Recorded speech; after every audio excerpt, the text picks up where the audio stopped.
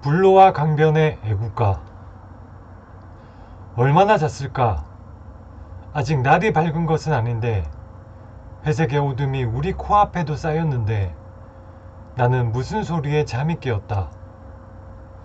어렴풋이 들은 잠결의 소리, 그것은 꼭 기적 소리만 같았다.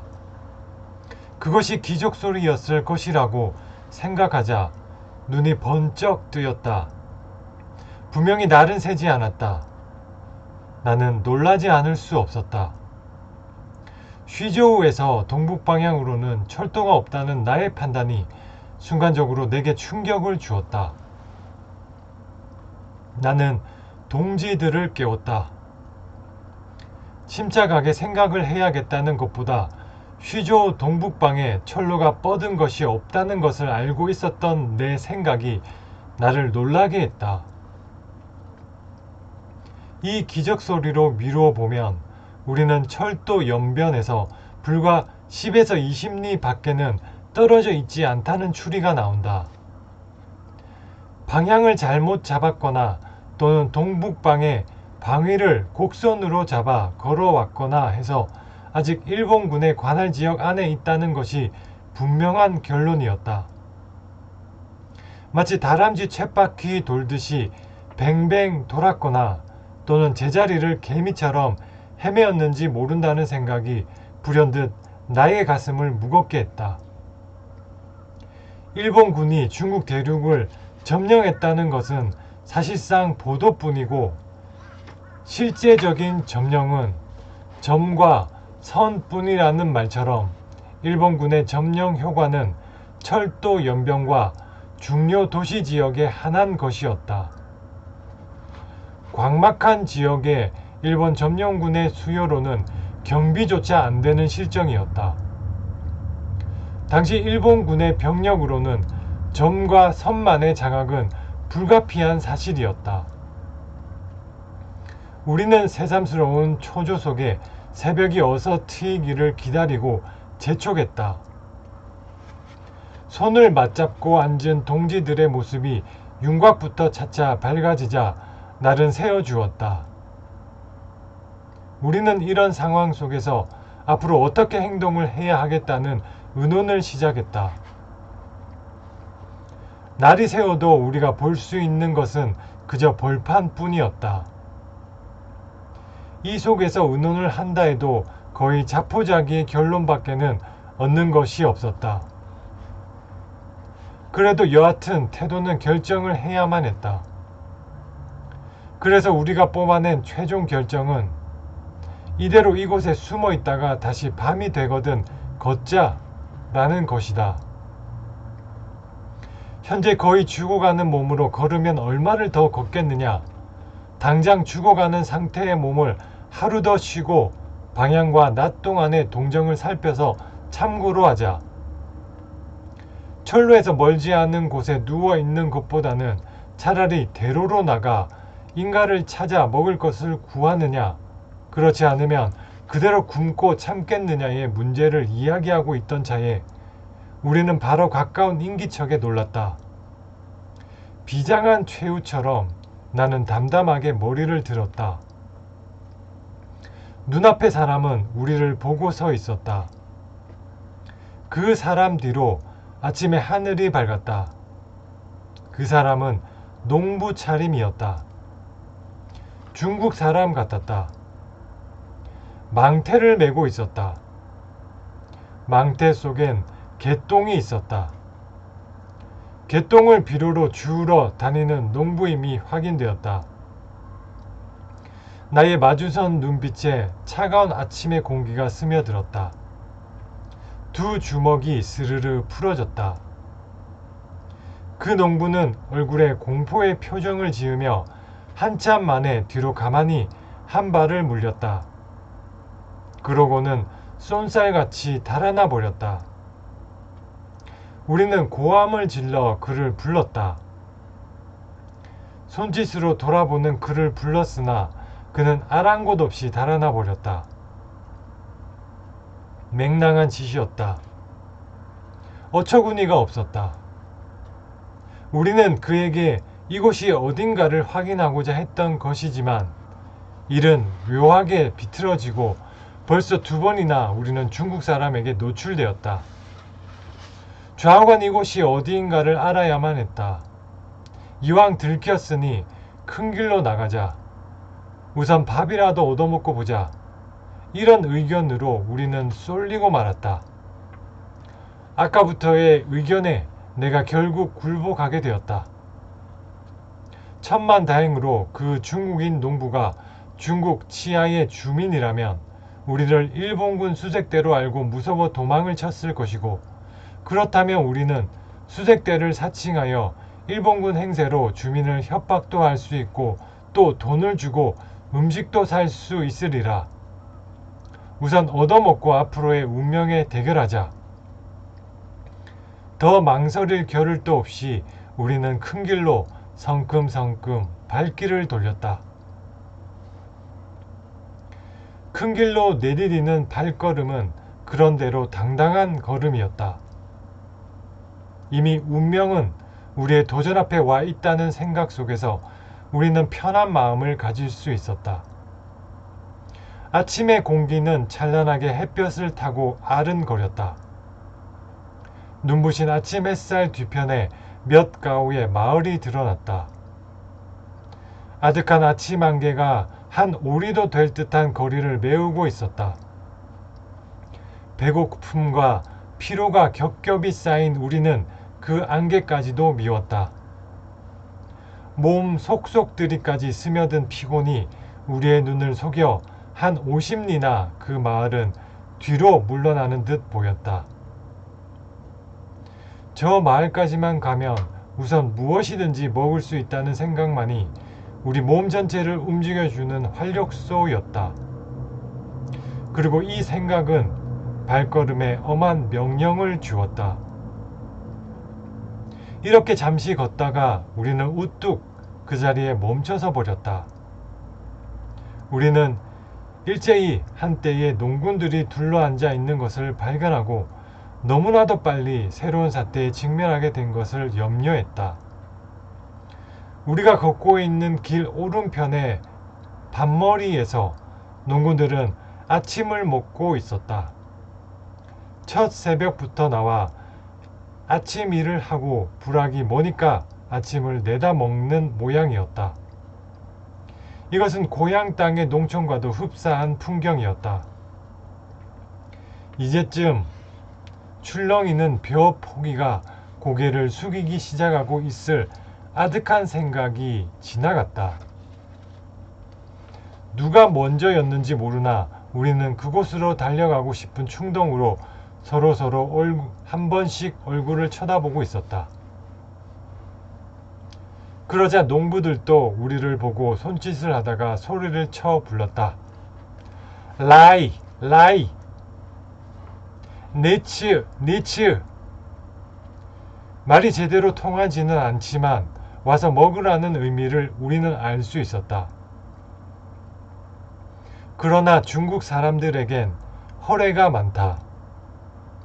말과 겉으로는 그렇지만 그 은근한 속셈은 늘 다른 것임을 모르는 바 아니지만, 그러나 우리는 지금 중국 사람들의 그런 생활 관습을 가릴 수가 없었다.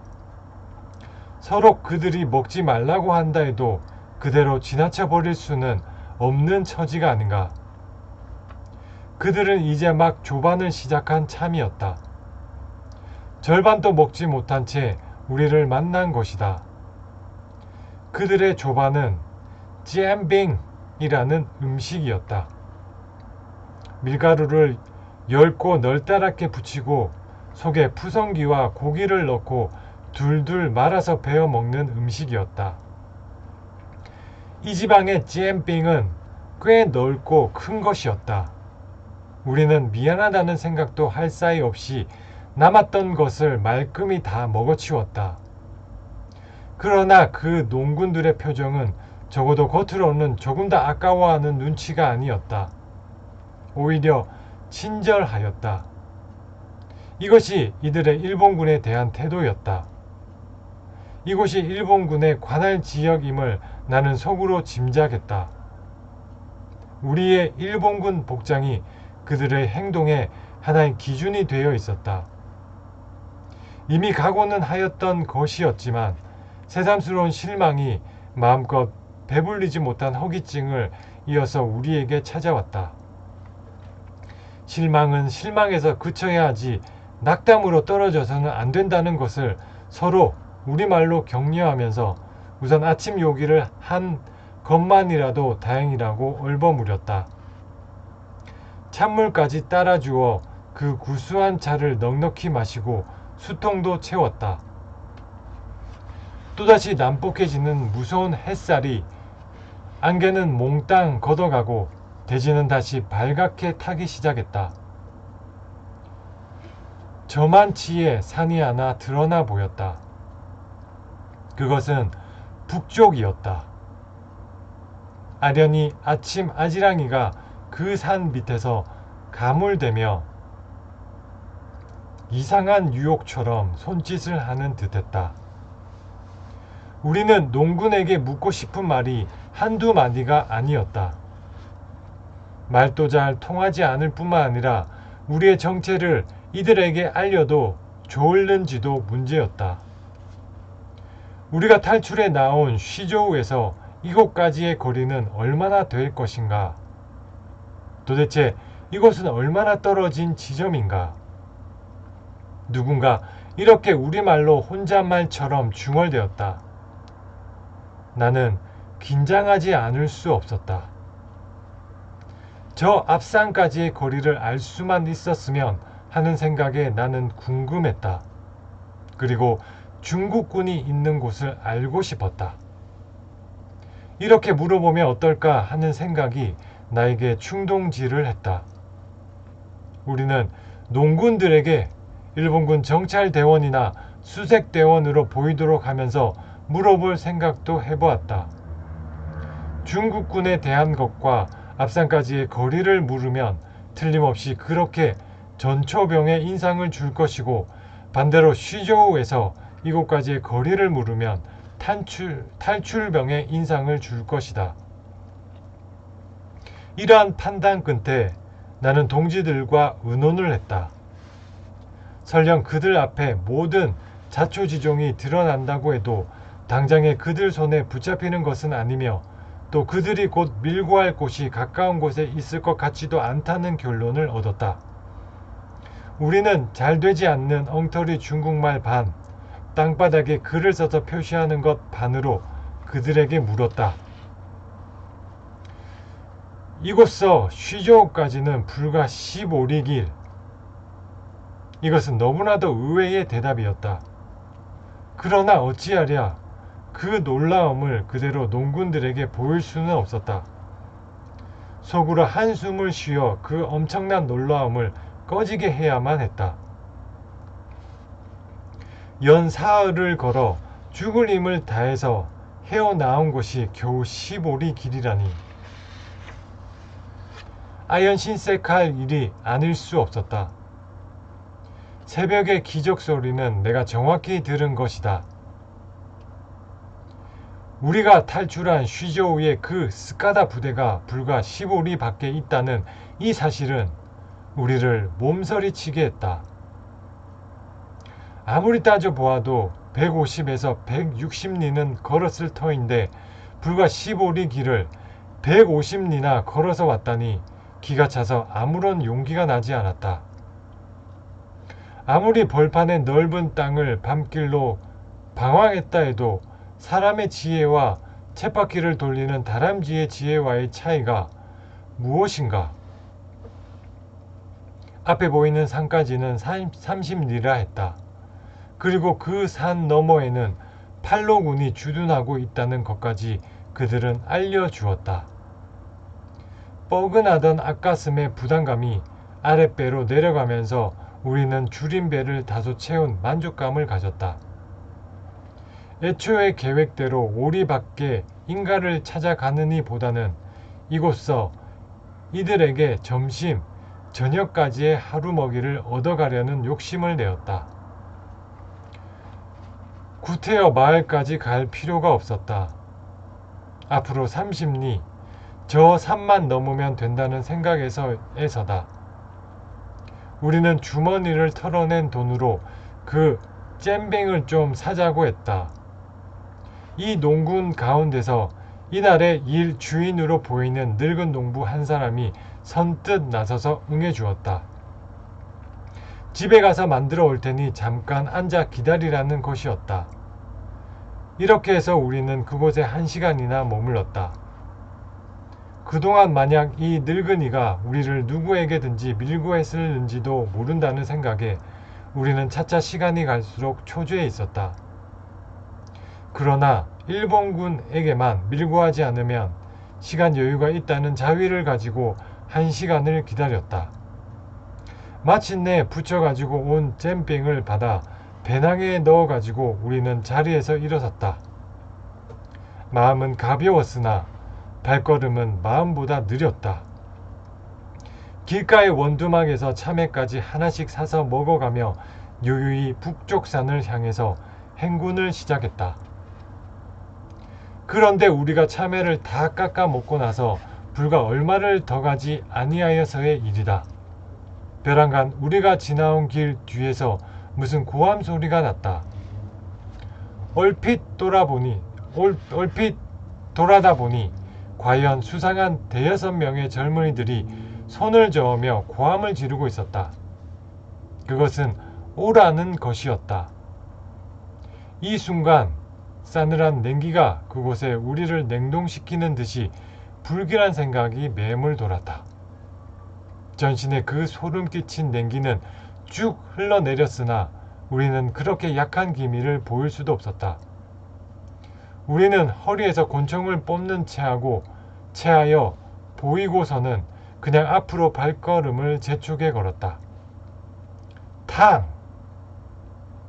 한 발의 총성이 그 요운을 길게 머리 옆으로 그으며 그 무엇을 예고해 주었다. 그 총성은 신호인 듯 연달아 총성이 뒤를 쫓았다. 머리 위를 뿅뿅! 타날이 공기를 째고 날아오는 소리가 뒤를 이으면서 우리를 휘몰아쳤다. 거의 본능적으로 우리는 뛰었고 마침내 수수밭으로 확 쓸려 들어가 몸을 숨기면서 달렸다. 여전히 총소리는 우리의 뒤를 추계하고 있었다. 앞으로만 곤두박질하는 우리는 일사불란하게 죽음을 넘고 있었다. 수수밭이 닿아여 감자밭이 되면 몸을 숨길 수 없어 다시 수수밭을 찾아 달리고 그래도 총성은 역시 그만한 간격을 유지하면서 계속 뒤따랐다. 필경 나의 판단으로는 우리가 무기를 가지고 있는 것으로 생각하고 더 이상 가까이 접근하지는 아니하는 모양이었다. 아무튼 우리가 그 수수밭과 감자밭을 몇 개나 지나 달렸는지 숨이 차서 가슴이 뻐개지는 듯한 것을 느꼈을 때 우리 앞을 가로막는 것은 생각도 못하던 강물이었다. 늘 나의 판단을 지나치게 믿어온 나는 곧 당황했다. 그들이 여유있게 이곳으로 우리를 몰아온 것은 그물 속에 짐승을 몰아댄 것과 같으리라. 이 진퇴유곡의 막바지에서 우리는 입술을 깨물며 하늘을 쳐다보았다. 아, 어찌할 것인가. 이 강 물결에 버릴 수 없는 몸들을. 강물은 흐르는 듯 마는 듯 잠긴 채로 없어도 될 곳에 강이나 있듯이 밉게 누워 있었다. 아, 정말 어찌할 것이냐. 윤동진은 강변으로 내리뛰었고 누군가는 그 자리에 털썩 주저앉을 기세를 보였다. 이때 나는 비명을 질렀다. 그것은 분명 나의 입속에서 찢어져 나온 비명이지만 나의 두 눈이 준 환희의 비명이었다. 저편 하류에서 작은 배 한 척이 막 구비를 돌아 나오는 것이 보였다. 그냥 위로 올라가려다 나의 고함을 듣고 짐짓 놀라는 듯 싶었다. 라이! 라이! 라이! 우리는 다급히 손짓으로 그리고 고함으로 배를 대라고 위협을 보였다. 뱃사공은 의외로 순순히 뱃머리를 우리에게 돌려 노를 저어왔다. 배가 채 기슭에 닿기도 전에 우리는 날다시피 건너뛰어 배에 올랐다. 그러나 배 안에는 4사람이어야 할 동지가 셋밖에 없었다. 뱃사공까지 넷이었다. 나를 빼놓고 넷인가 하고 3번 두리번거렸으나 분명 있어야 할 김영록 동지가 배 안에 없었다. 잠시 우리는 서로 아무 말도 못하고 파랗게 질려버린 얼굴만 쳐다보았다. 그렇다고 소리를 질러 김동지를 부를 수도 없고 또 뱃머리를 되돌려가서 찾아볼 수도 없는 처지였다. 그러는 동안에 배는 강을 건넜다. 3사람은 강기슭 숲을 속에 엎드려 김동지의 모습이 나타나길 기다렸다. 그래도 그 모습은 나타나 주지 않았다. 그렇다고 언제까지나 그를 기다리고 있을 수만도 없었다. 우리는 맞손을 잡고 잠시 눈물을 나눈 뒤에 다시 전진을 하기로 했다. 아, 김동지! 우리가 셋이서 목소리를 합쳐 김동지를 부르려고 했을 때 또다시 총소리가 났다. 그리고 그것은 우리가 지체한 만큼 가깝게 들렸다. 수풀에 가리어 보이지는 아니했으나 분명히 총성은 강변에 다다른 것 같이 접근된 거리감을 알려주었다. 거의 본능적으로 김동지를 찾지 못한 채 또 뛸 수밖에 없는 노릇. 강 건너에도 역시 수수밭은 있었다. 우리는 수수밭 사이로 들어가 뛰었다. 이윽고 총성은 강을 건너온 듯 싶었다. 죽는다는 것과 산다는 것은 아무런 구별이 없는 것 같았다. 우리는 죽을지 살지 모르고 그저 앞으로만 달리는 것이었다. 앞으로 엎어지며 미끄러져 옆으로 자빠지며 그러고도 또 달려가며 벌판을 주름 잡고 있었다. 이렇게 도시 얼마를 뛰었을까? 총성이 멎자 우리는 이미 수수밭을 벗어나서 평평한 감자밭을 수수밭으로 착각하고 달리고 있음을 깨달았다. 눈으로 흘러들어온 땀을 씻으며 앞을 내다보고 나 자신도 모르는 사이에 그 자리에 우뚝 서버렸다. 거의 동시에 다른 2 동지도 달리던 몸을 제대로 가누지 못한 채 서고 말았다. 한순간 눈앞이 아찔하면서 시야에 들어오는 넓은 것은 감자밭이었다. 우리 몸을 가려줄 것이 아무것도 없었던 것이다.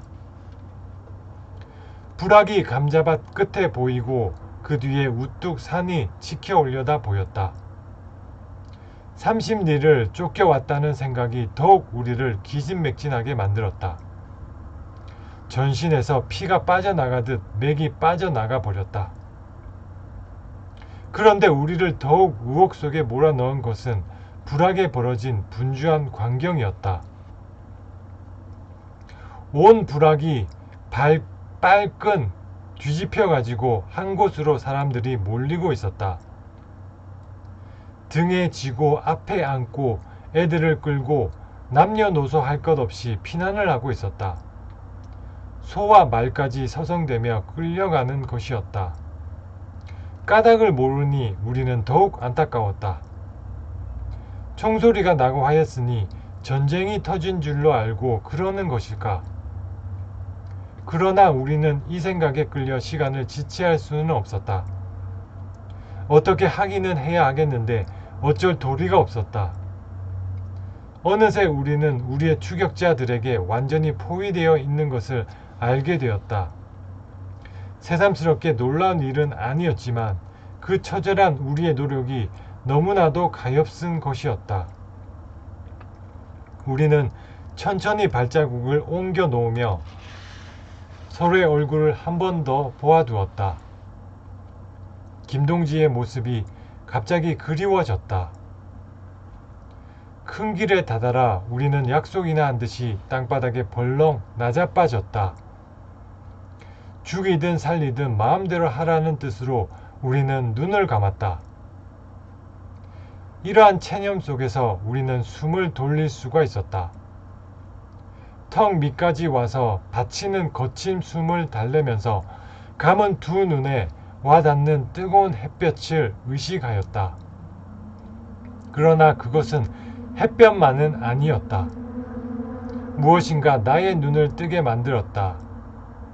맨 먼저 나의 눈에 들어온 것은 구식 모제르 권총, 총신이 약 20cm에 이르는 독일제 구식 권총의 총구였다. 한 20여 미터 밖에서 똑바로 겨눈 총구멍이 차츰차츰 내게로 다가오고 있었다. 포위된 직경은 점점 압축되어서 20m쯤에서 15m, 10m로 그리고 더 가까이 우리는 한낮에 중국 흙 위에서 심판의 발자국이 다가옴을 느꼈다. 우리는 누가 일어나자고 한 것도 아닌데 모두 벌떡 일어나 앉았다. 그제야 그들은 우리가 비무장인 것을 확인했는지 쟁걸음으로 다가왔다. 바로 우리 앞까지 다가온 그 중에 한 청년이 무엇이라고 중얼거렸다. 도대체 너희들은 뭐냐? 충분히 그것은 알아들을 수 있는 눈치의 말이었다. 우리의 정체를 밝히기에 앞서 우선 그들의 정체부터 알아야 하겠다는 생각이 번개같이 나를 제압시켰다. 중국 청년들인 것이 확실하니 우리의 적인 일본군은 아니고 처음 추격당할 때부터 생각한 대로 왕징웨이군이 아닌가 했지만 역시 복장으로 보아 그렇지도 않은 것 같았다. 평복을 하였으니 혹 일본군이나 왕징웨이군의 끈앞풀이 아닐까 하는 의심도 뒤따라왔으나 그들이 소지한 권총이 구식 모제르 권총이라는 점은 나의 심증을 조금 굳혀주었다. 저들을 중국군의 편의대로 판단하는 것이 옳지 않을까? 무너진 하늘에 구멍을 바란다는 격으로 또는 이왕이면 그렇게 보자는 심정에서인지는 모르되 나는 그렇게 보았다. 나는 두 동지들을 한 번씩 둘러본 다음 곧 땅바닥에 글을 쓰기 시작했다. 나의 손목, 한국의 한 손목이 이제 권총 총구 앞에서 한국 백성임을 자백하는 손목, 이 손목이 밝히는 그 결과가 저들에게 어찌 될 것이냐. 땅 위의 글씨는 나의 떨리는 듯한 손목에 의해서 이렇게 쓰였다. 우리는 한국 청년, 그제밤 일본 병영 탈출, 지금 팔로군 진영을 찾아간다. 이런 의미의 말을 한문으로 써놓았다. 구태여 팔로군이라고 지칭한 것은 산 너머엔 팔로군이 있다는 말을 잼병을 얻어먹을 때 들었기 때문이었다. 이 팔로군은 그 당시 중공군의 세력이었다. 다행히 그들은 곧 나의 한문을 알아보고 역시 땅에 글을 써서 이렇게 응답을 해주었다. 우리가 바로 그 팔로군이다. 우리는 그 말을 완전히 믿어야 할 것인지 아닌지를 결정할 수가 없었다. 너희들이 갈 곳에서 지금 온 것이니 우리 본부로 가자. 그들이 가자는 곳으로 가지 않을 수 없는 우리이다. 아무튼 자리에서 일어나 그들을 따라 걸었다. 우리를 앞세우고 뒤와 옆에서 경계를 하는 것이었다. 이렇게 한 10여 분이나 연행되었을까. 갑자기 그들은 우리에게 정지를 명하고 나와 홍동지 앞으로 다가왔다. 나는 우리가 이제부터 분산되어 가든지 아니면 어떤 일을 당할 것이라는 생각에 홍동지의 손을 뜨겁게 잡았다. 참기 괴로운 시간이 잠시나마 지났다. 그런데 그들은 뜻밖에도 나와 홍 동지가 쓰고 있는 안경을 벗겨내었다. 얼떨떨하여 서 있는 동안에 그들은 안경을 자기들 눈에 끼고 좋아했다. 안도의 숨이 쭉 빠져나왔다. 등골에서 흐른 식은땀이 군복 저고리를 등에 찰싹 붙였다. 중국 병사들 사이에는 대안경 장관이라는 말이 있을 만큼 안경을 신기로운 물건으로 보고 귀하게 알았다. 여기서 장관이란 말은 높은 벼슬 자리에 있는 사람을 말한다고 한다. 물론 이것은 뒤에 들은 얘기다. 일반 서민층에서는 그만큼 안경 쓴 사람을 높은 사람으로 귀히 여긴다. 여하간 그것을 쓰고 좋아하는 꼴은 차마 볼 수 없는 우스운 노릇이었다. 나의 것은 다행히 그리 높지 않은 도수의 것이지만 홍 동지의 안경 도수는 심한 근시에 난시를 겸한 것으로 맞지 않는 사람에겐 어질어질한 것인데도 불구하고 사뭇 빙빙 돌면서도 좋아하는 것이었다. 숫째 눈을 감고서 그러는 것일까? 안경을 빼앗긴 것이 괘씸한 것보다 오히려 어린아이들에게 안경을 빼앗긴 것처럼 장난스러웠다. 그러나 그들은 그것으로 만족하지 아니했다.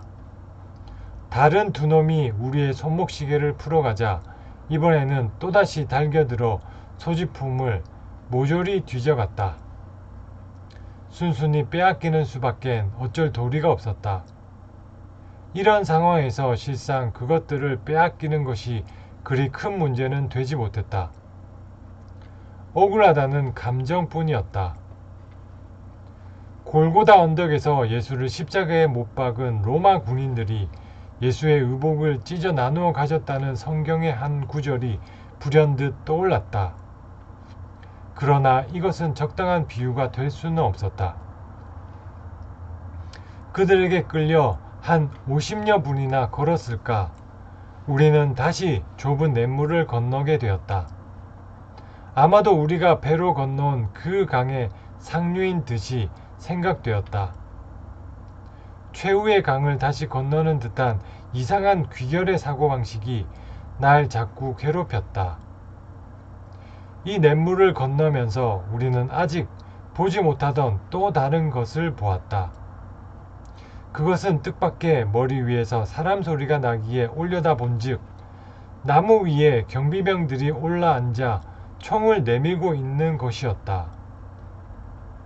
그러나 그것은 한 명뿐이 아니라 까마귀 떼가 이 나무 저 나무에서 까옥까옥 하는 것을 연상시킬 만큼 쭉 늘어선 나무 위에 한결같이 올라앉아 떠들고 있었다.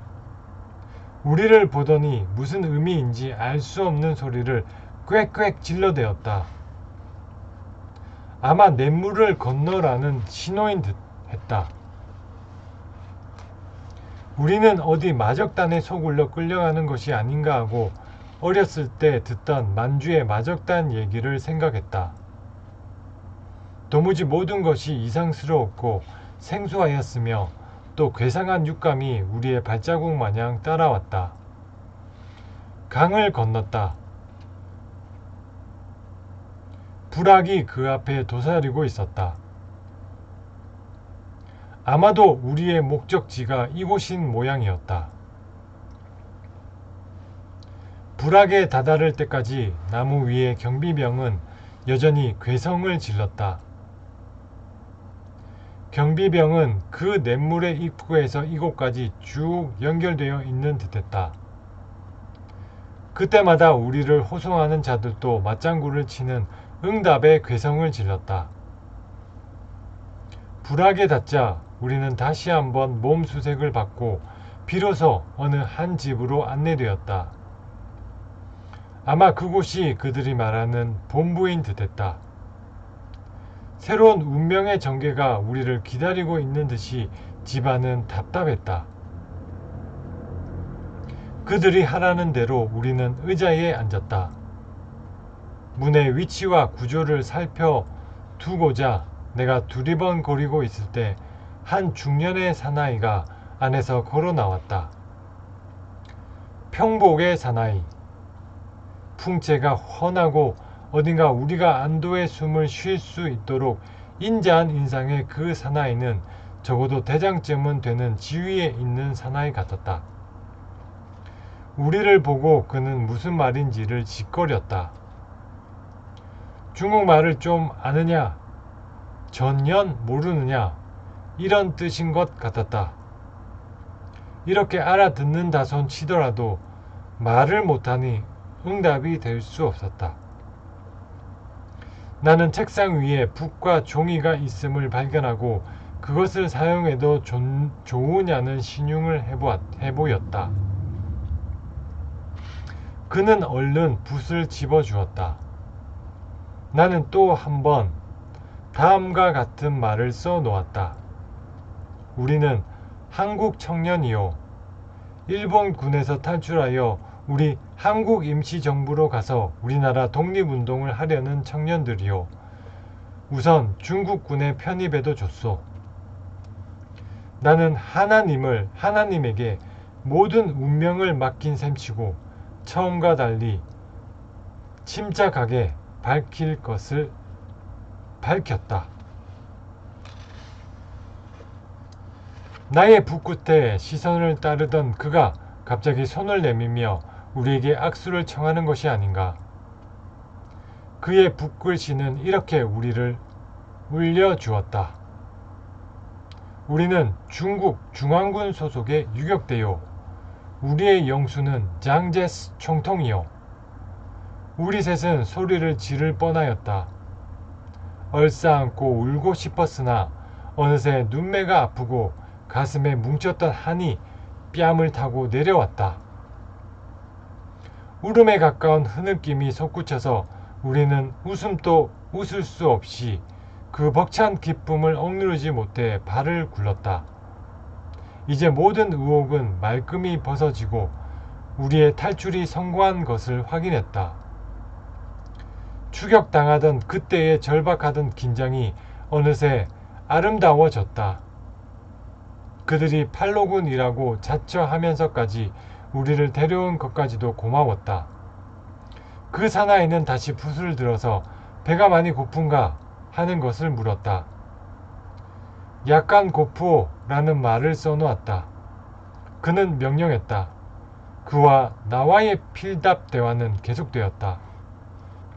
이곳서 약 20리 북방엔 우리 사령부가 있고 오늘 밤 안으로 그곳에 당신들을 인수시킬 의도요. 그곳에서 한국인 혁명 청년 동지들을 많이 만나볼 것이요. 우리는 정말 놀랐다. 다른 한국 혁명 동지들이 있다는 이 말 이상의 기쁨이 이젠 없을 것 같은 벅찬 감개무량을 안겨주었다. 음식이 들어왔다. 삶은 계란, 제육, 빵들이 큰 대접에 담겨 우리의 시선을 끌면서 들어왔다. 그것은 식욕을 돋구었다. 있을 수 없는 일을 지금 당하는 것 같은 생각에 우리는 주춤거렸다. 그는 우리에게 권해주었다. 사양 없이 우리는 그 융숭한 대접을 그대로 받았다. 그는 또다시 붓을 들어 이렇게 썼다. 혹 이곳에 오는 동안 도중에 무엇이든지 우리 군사에게 빼앗긴 것은 없소. 우리는 없다고 대답을 했다. 너무나 기쁘고 고맙고 하여서 빼앗긴 것을 말하여 이 흐뭇한 분위기와 기분을 깨뜨리고 싶지는 아니한 것이 솔직한 우리의 심사였다. 혹시 있으면 찾아주리다. 우리는 끝내 부정을 고집했다. 우리는 그 대신 내온 음식을 다 먹고 그곳에서 한두어 시간쯤 휴식을 취한 다음 사령부로 가게 되었다. 청색 군복에 장총으로 무장한 10여 명이 우리를 호송하기 위해 정렬해 있었다. 어느새 해가 선역으로 기울었다. 그러나 아직 지열은 확확 달아 있었고 햇볕도 따가웠다. 모든 것이 꿈만 같았다. 그 절망 속에서 우리가 이 지점에 온 것이 꿈만 같았지만, 그러나 역시 김동지 생각은 언제나 잊을 수 없는 가슴 한구석의 슬픔이었다.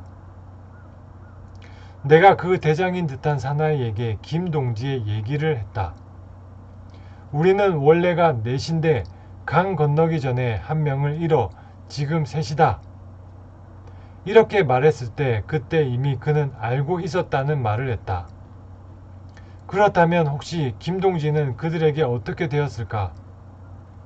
수수밭 속에서 어떻게 잘못된 것이나 아닐까? 새삼스럽게 그 사나이에게 다그쳐 물어보지 못한 것이 한스러웠다. 만약 김동지가 수수밭 속에서 우리를 잃고 그대로 있었다면, 또는 방향을 잃어 엉뚱한 곳으로 달아났다면 모르되 추격자의 총에 어떻게 되었다면, 그러나 만약 그렇다면 무슨 비명이라도 질렀을 것이다. 또 그가 그 추격자에게 잡혔으면 응당 우리처럼 이곳으로 끌려왔을 것이다. 그러니 아직 그 수수밭 어느 고랑에서 혼자 헤매고 있을 가능성이 더 클 것이라고 자위하는 수밖에는 없었다. 그러나 나는 홍 동지나 윤 동지에게 김용록 동지의 이야기를 할 수는 없었다. 우리는 그저 그들이 가리키는 대로 따라가면서도 이렇게 쉽사리 우리의 길이 트이게 된 것이 믿겨지지 않아 오던 길을 되돌아보고 또 보고하였다. 이들의 지나친 호의에도 회의가 새어들었다. 더구나 쉬저우에서 이렇게 가까운 곳에 이들 유격대가 있으리라고는 생각지도 못한 일이다. 혹 우리를 지금 일본군에게 넘겨주는 계략은 아닌가 하고 쓸데없는 의혹도 가져보았다. 그러나 정말 알 수 없는 것은 세상 일이다. 우리는 호송군에게 눈치채이지 않게 회의에 찬 표정으로 우리의 앞을 걱정했다. 조심스럽게 눈짓으로 이야기를 했다. 우리가 지나온 길은 그래도 이 중국 땅의 한 구석에서 인연이 맺어진 길이다. 앞으로 그 어느 구석에서 그대로 흙이 되어버릴 것인지 누가 예측하랴. 그러다 누군가가 이렇게 말했다. 김동지는 지금쯤 총에 맞아 수수밭 고랑에서 피를 쏟고 있는지도 모른다. 호송군이 이상하게 돌아다 봤다. 나는 얼른 소변을 좀 보겠다는 신용을 했다. 쾌히 승낙을 얻었다. 행방불명이 된 김용록 동지의 얼굴이 땅거미 지는 미로의 길 위에 앞질러 나타나곤 하였다. 만약 이 미로가 더 험한 형극의 길로 이어지는 것이라면 차라리 김동지가 옳은 길로 가는 것인지도 모르리라. 20리 길이라는 것이 생각보다는 퍽 멀었다. 실상은 길이 늘어나는 것보다도 몸의 피로로 인해서 그렇게 먼 길이었으리라. 알 수 없는 질이었다. 강을 하나 더 건너고 나서부터는 우리의 방향은 알 수 없는 지형을 따라 맴돌아 들어갔다. 그럴수록 우리의 발걸음은 무거워졌고 걸음의 속도는 처졌다. 정말 죽을 힘을 다해서 우리는 마지막 가는 길을 가는 듯이 끌려갔다. 호송 군인도 우리의 걸음 속도에 짜증이 나는 모양으로 느린 걸음을 재촉했다. 말이 통하는 것도 아니건만 그 핀잔조의 괴성은 자꾸만 연발되었다. 드디어 사령부라는데 다다랐다. 기대와는 달리 역시 조그마한 마을에 불과했다. 거의 우리의 도착과 더불어 해가 서쪽으로 빠져들어가고 저녁 하늘이 붉은 피에 배는 듯이 젖어 들어갔다. 우리는 어느 한 집으로 안내되었으며 그 뜰 안에 밀집 낯가리 밑에 기다리게 되고 전력만이 안으로 들어갔다. 초조한 한순간이 가슴을 죄어왔다. 무엇인가 석연치 못한 것 같아 우리는 불안을 억지로 삼키면서 그저 다시 어떤 기적이 일어나든가 아니면 운명에 대해 새로운 도전을 할 기회가 오든가를 기다리는 수밖에 없었다. 이윽고 한 사람이 나타났다. 중국 군복을 입은 한 홍안의 미청년이었다. 어쩐지 말도 내기 전인데 호감이 가는 인상이었다. 우리는 우리의 앞을 점치고 있었다.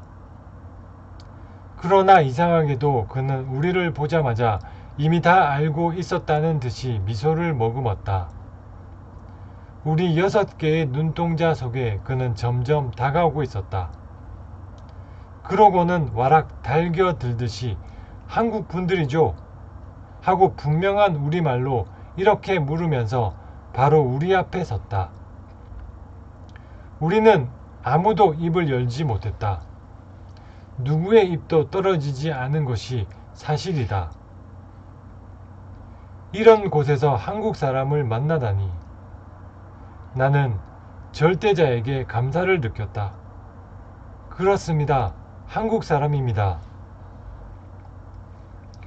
아직도 공포에 쌓이고 지친 가느다란 목소리였다.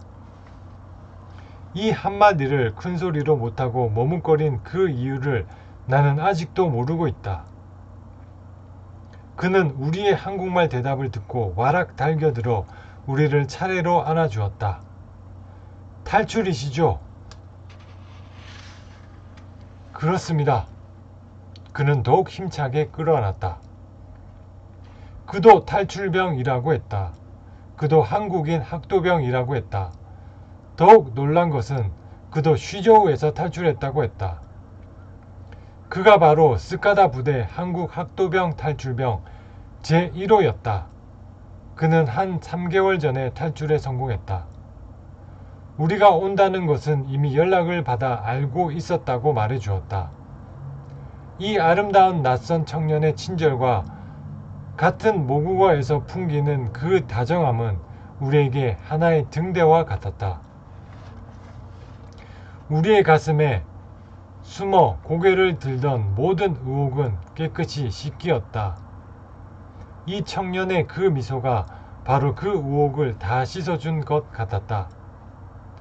그는 곧 우리에게 친숙해졌다. 불과 몇 시간 동안에 나는 10년 지기의 친구와 같은 정을 따뜻이 느낄 수가 있었다. 그 이름은 김준엽이라고 하였다. 현재 고려대학교 교수. 김동진은 우리의 도착을 즉시 사령부에 연락했다. 그리고 그는 정운참모라는 수닝 소자를 우리에게 소개해 주었다.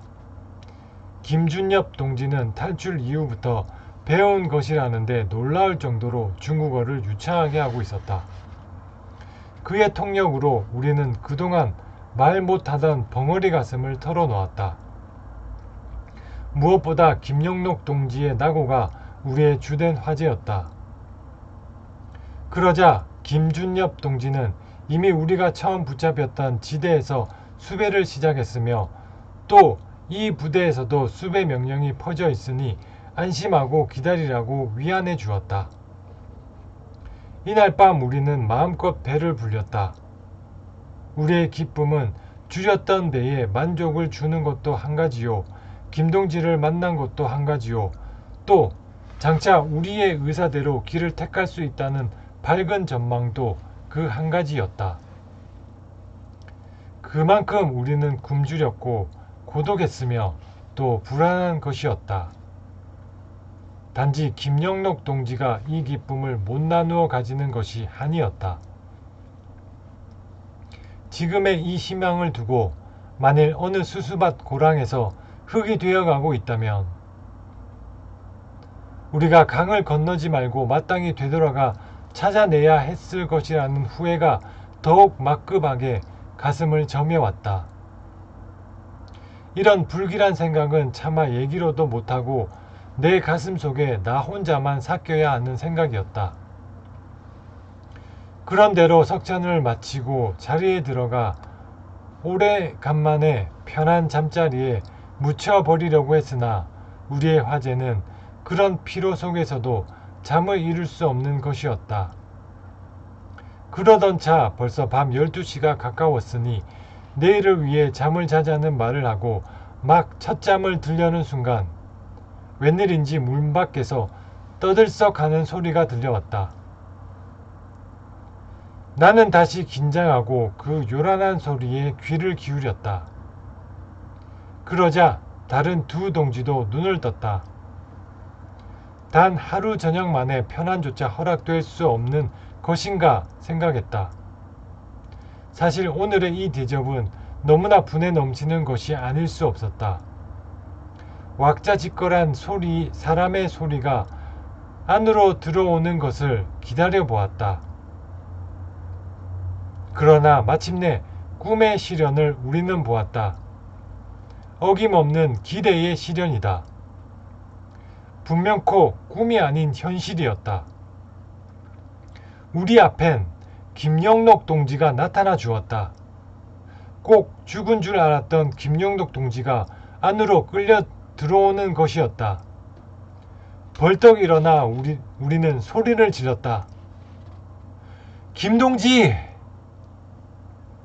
우리 셋은 김영록 동지에게 매달려 마음속에 숨었던 죄를 고하듯이 울음 머금은 그의 동자를 쳐다보았다. 이 세상의 그 어떤 감격도 이때에 우리 가슴에 출렁이던 그 감격을 대신할 수 없을 것 같았다. 나는 발을 구르고 주먹을 쥐어짜며 내 가슴의 감격을 부숴보았다. 아무 말도 못하고 멍한 표정으로 사방을 둘러보는 김동지의 얼굴은 거의 실신한 사람처럼 보였다.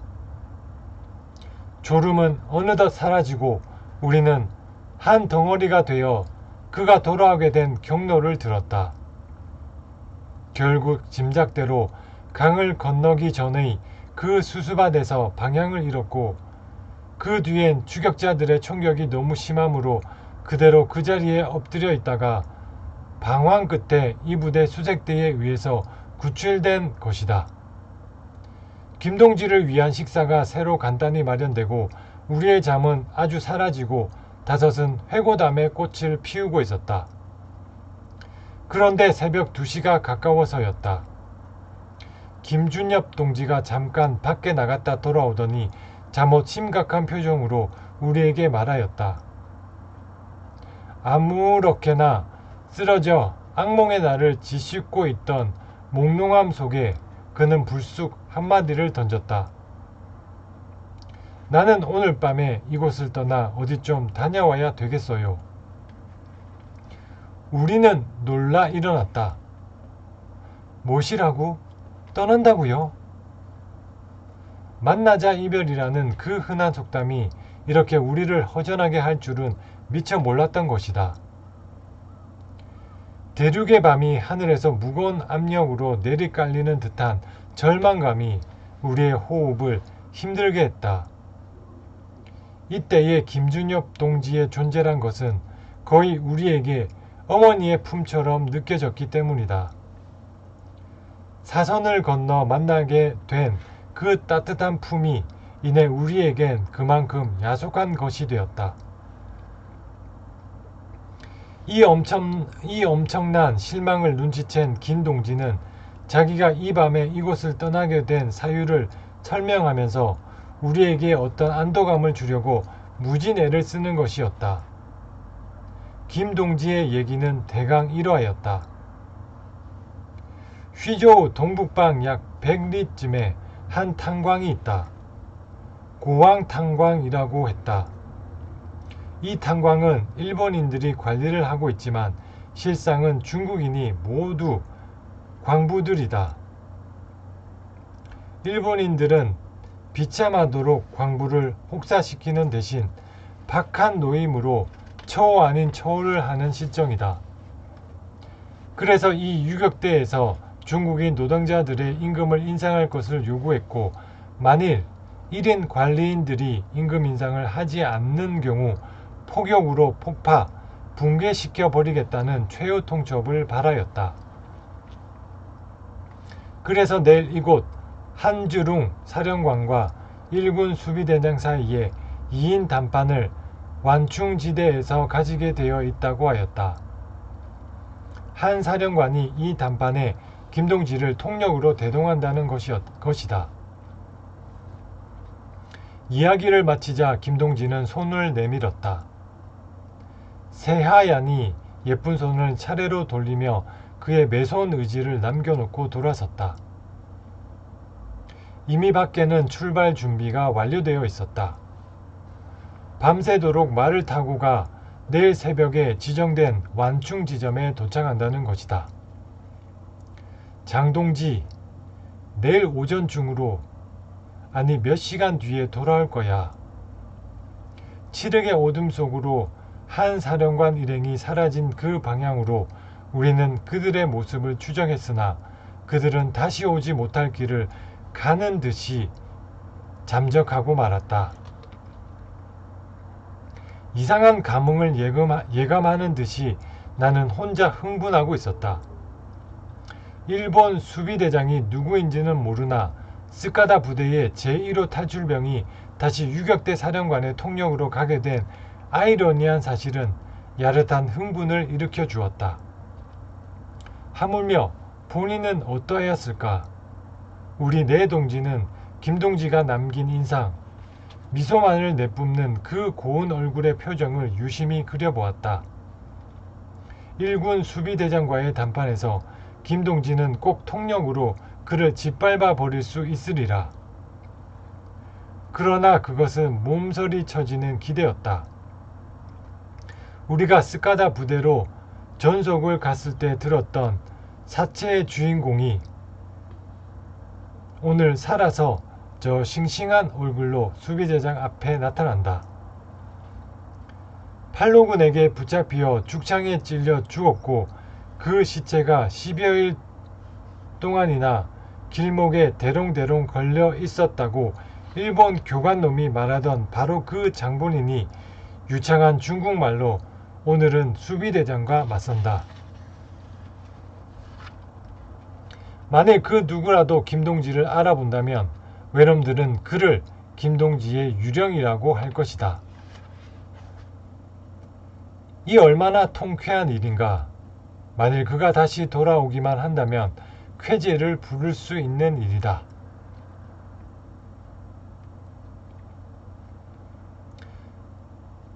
초조하게 우리는 새벽을 지새웠다.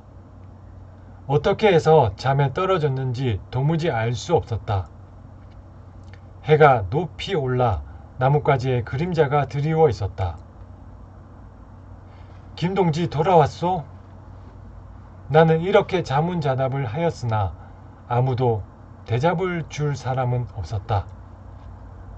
순 참모는 차례로 일어난 우리에게 몇 마디씩 이야기를 해주었으나 답답증은 풀리질 아니했다. 간단한 식사를 먹는 둥 마는 둥 마치고 비로소 세수를 했다. 적어도 이곳의 사령관을 수행했으니 별 일이 없으리라. 나는 며칠 만에 세수를 하면서도 김동지가 안심되지 아니했다. 이렇게 조바심을 가져보기도 흔한 일이 아니었다. 종이를 주먹으로 쥐어 조각조각 구기듯이 시간을 두 주먹으로 쥐어짜며 한낮을 기다렸으나 1944년 7월 10일의 해는 우리에게 미칠 듯한 불안만을 흘리게 하였다. 오후 2점이나 되었을까? 급히 순 참모에게 전갈이 왔다. 한 사령관 일행이 돌아온다는 것이었다. 김동지도? 순 참모는 그대로 뛰어나갔다. 우리도 그의 뒤를 따랐다. 기다리던 심정과는 판이하게 우리는 침착해졌다. 일행이 서서히 올라오면서 손을 흔들었다. 나무 그늘 사이사이로 그들의 실체가 다가오고 있었다. 그런데 김동지는 이날 나의 예감대로 언짢은 표정으로 돌아왔다. 우리가 달려나가자 얼른 그 표정을 바꾸는 것을 눈여겨본 나는 곧 심상치 않은 일이 벌어진 것을 알 수 있었다. 우선 무사히 한 사령관이나 김 동지 그리고 다른 수행원들이 돌아왔다는 사실은 다소 안심을 주었으나 도대체 무슨 일인지 또는 담판 결과가 우리에게 불리한 것인지 새로운 의혹을 자아내게 하였다. 드디어 김 동지가 다시 우리에게 나와서 입을 열었다. 나는 오늘 우리가 탈출해 나온 부대, 바로 스카다 부대장의 편지를 가지고 왔어. 김 동지의 얼굴에 긴장과 분노가 엇갈리었다. 지그시 눈을 감은 얼굴에서 우리는 그의 심정을 읽을 수 있었다. 그것은 새로운 적이었다. 다시 눈을 뜬 김 동지는 잠시 숨을 돌리고 이렇게 말하였다. 우리는 다시 스카다 부대로 넘어갈 뻔했어. 요란한 천둥이 갑자기 내리쳤다. 막던 날씨가 때 아닌 번개로 어두워지듯이 우리는 현기증을 감당할 수가 없었다. 중국의 그 넓은 대지 위에서 폭풍 위에 휘몰리는 가랑잎처럼, 아니 주인 없는 가축처럼 새로운 유량이 어느새 머릿속엔 펼쳐져 갔다. 김동지는 새파랗게 질리는 우리를 보고 곧 안심을 시켜주느라고 그 사건을 풀어놓기 시작했다. 김동지가 한주룽 사령관 앞으로 된 공안을 회담차 나온 일군 수비대장에게서 받아 펴 들었을 때 화라산의 분노가 이글이글 김동지의 가슴에서 들끓었다는 그 서한은 서투른 중국어로 된 이런 것이었다. 귀 부대의 병사 30여 명을 우리는 이곳에 포로로 하여 잘 대우하고 있은 지 얼마 되지 않는다. 정확을 기하는 의미에서 그 명단을 드린다. 명단이 적힌 용지를 다시 내어놓고 그런데 유감스럽게도 이 부대에서 이탈한 군인 수명이 귀대에 강제 억류되고 있다는 말을 들었다. 그들과 귀할 부하 30여 명과 상교함이 어떤가? 즉시 교환할 것을 제의한다.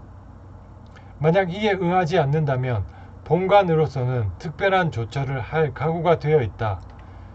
현명한 장군의 신속한 판단을 바란다. 이렇게 덧붙였다는 것이다. 조국 없는 우리의 슬픔이 김동지가 들고 온 이 서한을 읽는 동안 글자마다 구절마다에 치달리는 산맥처럼 꿈틀대며 우리는 북받치게 했다. 그러면 우리는 어찌 될 것인가? 김동지가 우리를 안심시키고자 결과를 좋게 이야기해 준 것이 아닌가? 절망의 강이 우리를 휘감았다. 우리는 그 절망의 심조로 떨어진 것이다. 자결이라는 비장한 각오가 움텄다. 그것은 나도 알 수 없는 사이에 가슴속에 돋아올랐다. 만일 김동지의 다음 말이 아니었으면 우리 네 동지는 그대로 어떤 일을 저질렀을는지도 모른다. 김동지가 날카로운 목소리로 우리의 비장한 분위기를 칼로 치듯이 깨뜨렸다. 한 사령관이 즉석에서 거절했어. 정말이야, 정말이야, 날 믿어줘. 김동지는 절규하고 있었다. 날 때릴 듯이, 우리를 때릴 듯이, 믿어주지 않는 듯한 우리를 윽박지를 듯이 그는 절규하고 있었다. 그리고 김동지 눈엔 가슴에 끌어올랐던 감격이 치솟아 올라 있었다. 우리는 서로 와락 부둥켜 안았다. 나는 김동지의 손을 잡고 버럭 소리를 질렀다. 그래서 김동지는 목소리를 가다듬고 그 감격이 방울져 흐르는 눈을 아래로 감고 이렇게 자초지종을 들려주었다. 일군이 이번 담판에 응한 주 목적은 우리의 인수에 있었던 것 같다는 것이다. 우리 부대에 귀대의 군인이 억류되어 있다는 말은 잘못 드는 말이다. 우리 부대에는 단 한 사람도 귀 부대의 군인이 없다. 다만 귀 부대원 한 명이 우리 대원의 추격으로 사살되었고 다른 3, 4명이 신사군 쪽으로 중공군 말함으로 도주에 넘어갔다는 정보는 우리가 입수한 일이 있었다. 내 말을 믿어주기 바란다. 정말이야. 이것은 내 입으로 통역한 말 그대로야. 우리는 손에 손을 잡고 어둠이 깔리는 대지를 물끄러미 내다봤다. 넘어가는 태양이 벌판 위에 노을 진 그림자를 잠시나마 그려놓고 있었다. 무엇이든 벌판 위에 있는 물체는 전부 그림자를 달고 있었다. 그러나 우리의 조국은 그림자도 없었다. 분명히 그 실체는 존재하나 조국은 어디로 사라져 갔는가? 충칭으로 가자. 우리의 참된 용도자들이 계시고 우리 조상의 그림자가 지금 충칭에 있다면 그리로 가자. 나는 입술을 깨물었다. 내 입술의 아픔이 나의 새로운 결심을 굳혀주었다. 충칭으로 가자. 죽어도 그곳 써. 그 별지 명단을 김동지도 분명히 보았다 한다. 그것은 결코 허위 명단은 아닐 것이다. 한 사령관의 의를 우리는 어떻게 받아들여야 할 것인가? 아무리 한국인 청년을 사랑한다 하여도 자기의 부하, 자기 민족, 자기 형제 30여 명과 어떻게 견줄 수가 있을까? 5대 30의 비중은 우리를 괴롭혔다. 도저히 인간 한 주룽이 겪었을 그 인간적인 고민에 보답할 길이 없을 것 같이 생각되었다. 부득이 이가 갈렸다. 일군의 그 잔인성이 우리에게 그대로 올만한 듯이 우리의 증오감엔 불이 붙었다. 또 앞으로 어떤 조건을 제시해 올는지 알 수 없는 일이다. 어떤 대가로 우리의 인도를 요구할 것인가? 만일 우리가 그들에게 인도된다면 우리는 탈출병에 채우라는 그들의 연극에 사체의 연기자로 등장할 것이다. 팔로군의 만행이라는 변명 속에 온갖 짓을 다 당하여 죽어서 우리 한인 학도병 앞에 전시될 것이다. 우리는 김동지에게 매달리는 수밖에 없었다. 그러나 김동지의 대답은 나도 꼭 같은 입장이라고만 하였다. 우리는 더욱 어쩔 줄을 몰랐다. 김동지는 그래도 우리를 위로해 주기 위해 마음을 썼다. 만일 이 부대가 우리 조국의 군대이고 한 사령관이 우리 민족의 한 동포였다면 우리가 그 은혜에 대해서 이렇게 괴로워하고 또 불안해할 리가 있겠는가? 우리는 바늘 방석에 앉았다는 우리 옛말을 생각하며 나라 없는 슬픔을 짓씹어야만 했다. 이것이 모두 우리의 운명이고 나라 사랑을 절감하도록 하게 하는 하나님의 뜻이라면 달게 받으리라. 조국애를 몰라서 조국을 귀하게 여기지 못했고 조국을 귀중하게 여기지 못하여 우리의 선조들은 조국을 팔았던가? 우리는 또다시 못난 조상이 되지 않으련다.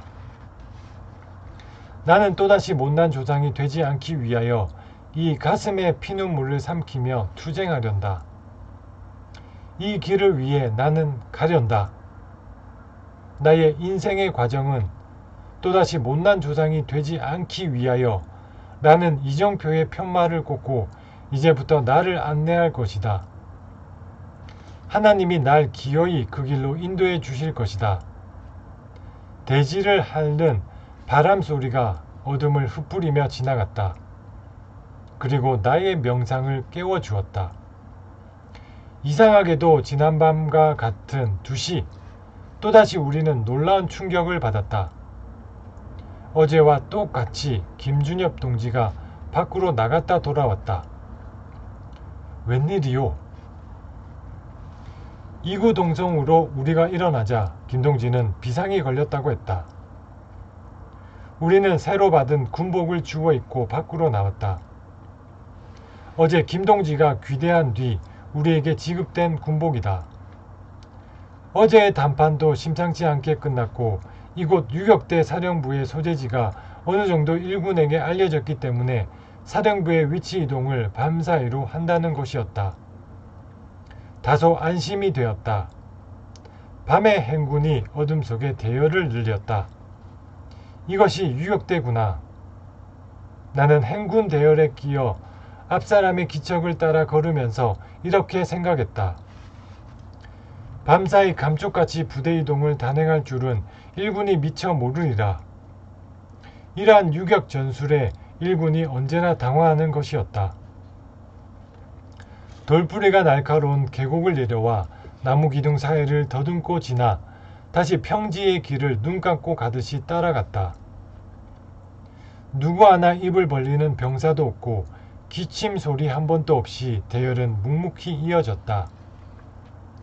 이 대열은 끝없는 시련의 길의 시작이라고 생각되었다. 그러나 모든 것을 감수할 마음의 준비는 되어 있었다. 묵묵히 이 대열을 따라가는 것만으로 지금 우리는 우리의 길을 가는 것이다. 이 대열이 대륙의 어느 지점으로 해서 어느 지점에 닿든지 간에 그것은 우리의 길이 될 것이다. 이런 각오로 나는 발을 옮겼다. 그러나 각오와는 달리 무엇인가 어둠의 장막이 몸을 돌돌 말아 감싸는 듯이 몸이 부자유스러웠다.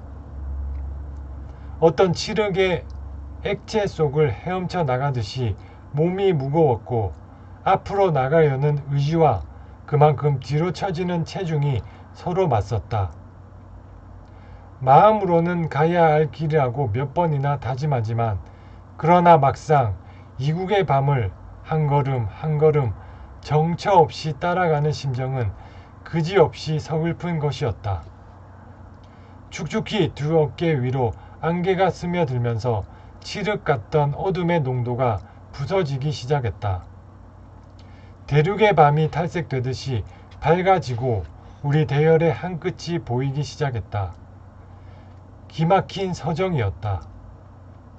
수수밭을 끼고 돌아가는 대열이 아침 안개 속에 드러나자 밤사이 우리가 걸은 길은 이리저리 우회하였기 때문에 40여리나 되었다. 그런데 이곳은 바로 우리가 유격대에게 잡히던 그 지역이 아닌가. 우리는 유격전의 묘미를 깨달은 듯이 서로 맛보고 한 번씩 웃을 수밖에 없었다. 새로운 사령부 기지에선 이날 사령부를 위한 대대적인 환영의 잔치가 준비되었다. 어떻게 이런 곳에서 이런 음식을 차릴 수 있었는지도 이상했다. 하여간 유격전이란 재미있는 것이었다. 우리는 공고대로 조반을 겸한 점심을 만복감을 느끼도록 먹었다. 그러나 채 상을 물리기도 전에 전신에 스며드는 피로가 잠을 강요했다. 겨우 자리를 일어설 때까지 참았다가 이내 쓰러지고 말았다. 탈출 닷새 만에 우리는 비로소 심신을 풀어놓고 잠이라는 천당에 갈 수 있었다. 얼마를 잤는지 저녁 식사를 고남으로 잠깐 일어나 먹는 둥 마는 둥 하고 다시 쓰러져 버렸다. 이튿날, 그러니까 1944년 7월 12일이었다.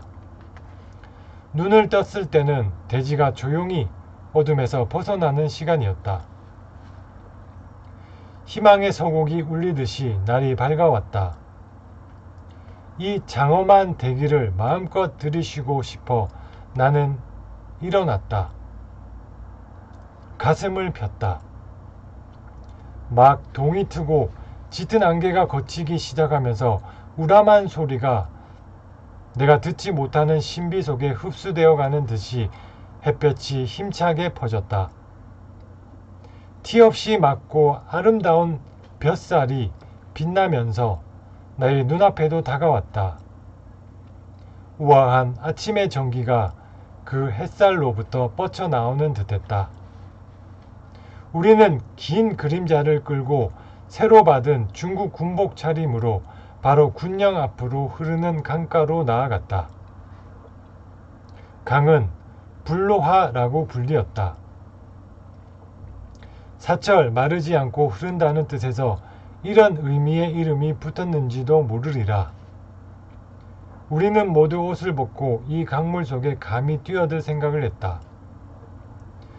중국 대륙을 흐르는 그 시원이 어디며 그 하류가 어디인지도 모르나 유유히 흐르는 강물 속에 우리의 감회를 모두 떠내려 보내고 싶었다.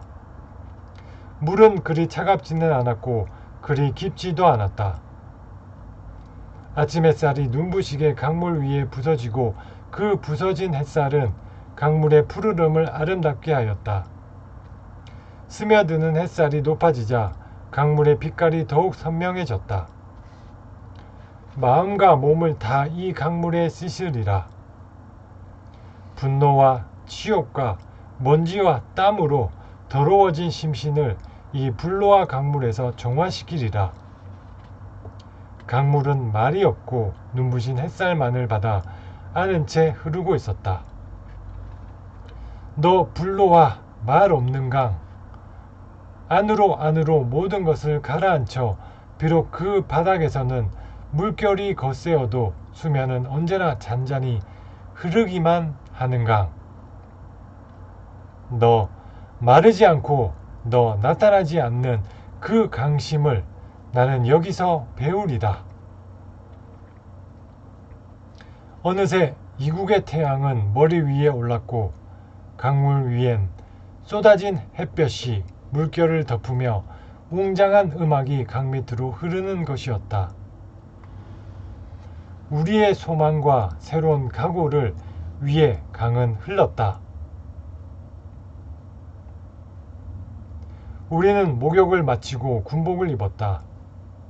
서로를 돌아보며 새 결의를 다짐했다. 모두 새 사람이 되었다.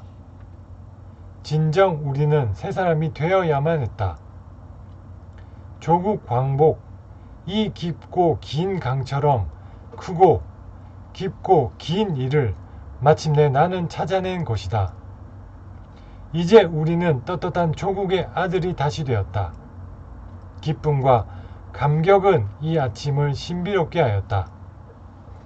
우리는 동북 쪽에 조국을 향하여 경건하게 머리를 숙였다. 이글대는 태양을 마주하고 가로로 한 줄을 만들어 서서 이 가슴의 감격을 조국에 고하고자 했다. 김준엽 동지, 윤경빈 동지, 김영록 동지, 홍석훈 동지, 그리고 나, 이렇게 차례로 서서 조국을 향한 배례를 한 것이다. 머리가 깊이 숙여져 내려가기만 했다. 두고 온 산, 강, 뛰놀던 고향이며 부모와 사랑하는 사람들이 자욱이 머리에 떠올랐다. 이윽고 머리를 들었을 때는 모두 눈물을 가득 머금어 아침 햇살에 빛나고 있었다. 이 얼마나 숭고한 것이랴. 우리 다 같이 애국가를 부릅시다. 애국가의 가사가 분명치는 않았지만 나는 2절까지는 알고 있었기 때문에 힘찬 나의 선창으로 애국가를 불렀다. 불로와 강변에 애국가가 퍼졌다. 강물 따라 흘러 그 장엄한 애국가의 여우는 물살을 지으며 불로와 깊은 강심으로 스며들었다.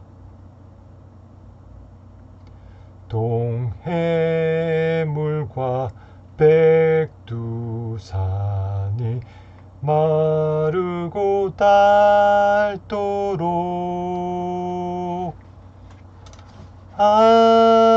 하느님이 보우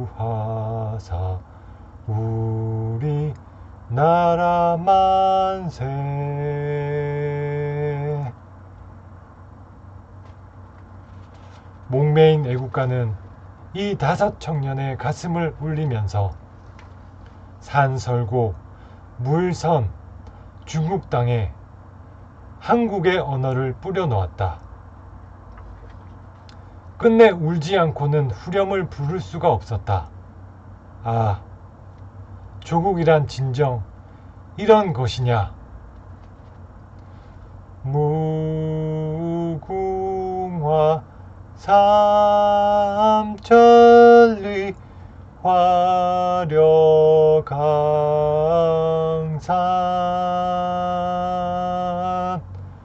대한 사람 대한으로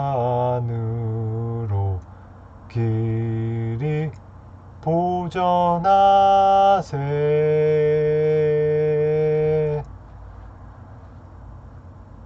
민족의 정기는 그 어디엔가 우리 몸속에 확실히 숨어 있었다. 애국가의 위세가 이 광활한 중국 땅 천지에서 우리를 울려주었다.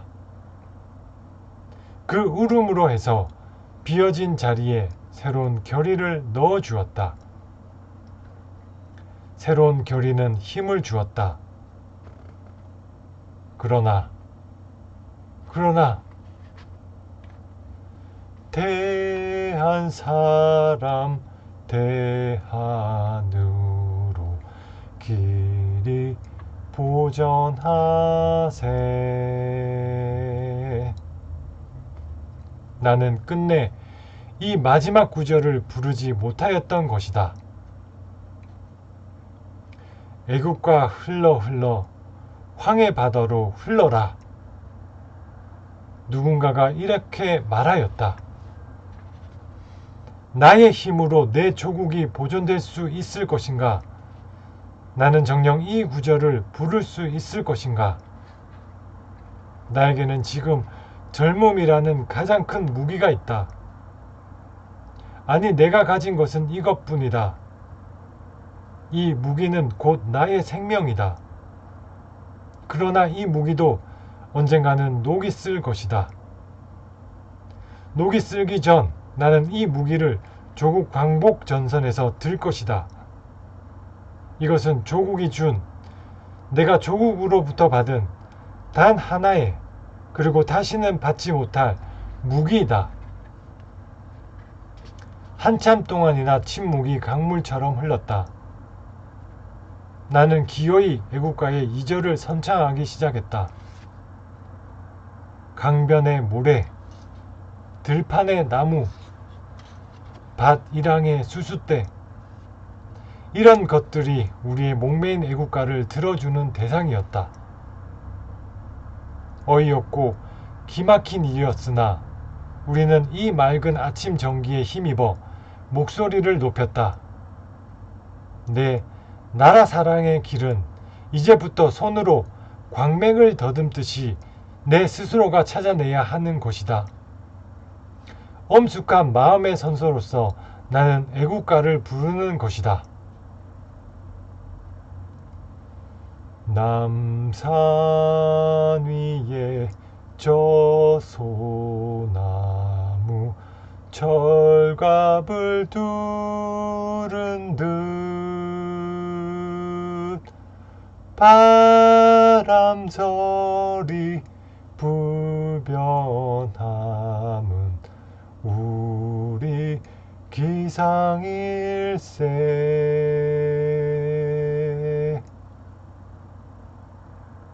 나는 또렷또렷 선창으로 이어나갔다. 김준엽 동지가 1절까지는 힘차게 불렀으나 2절엔 나의 뒤를 따랐다. 다른 동지들은 이 감격의 노래를 그냥 입속에서 따라했다. 이때 우리가 부른 애국가의 곡은 에란의 민요곡조였다. 우리 5의 목소리는 다시 후렴에서 한데 합쳐졌다. 무궁화 삼천리 화려강산 하려 강산 대한 사람 대한으로 길이 보전하세.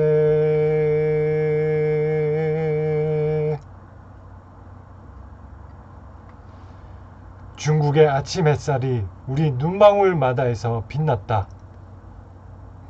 한 폭이 풀잎에 있을 방울처럼 우리의 순수가 눈망울마다에 맺혔던 곳이다.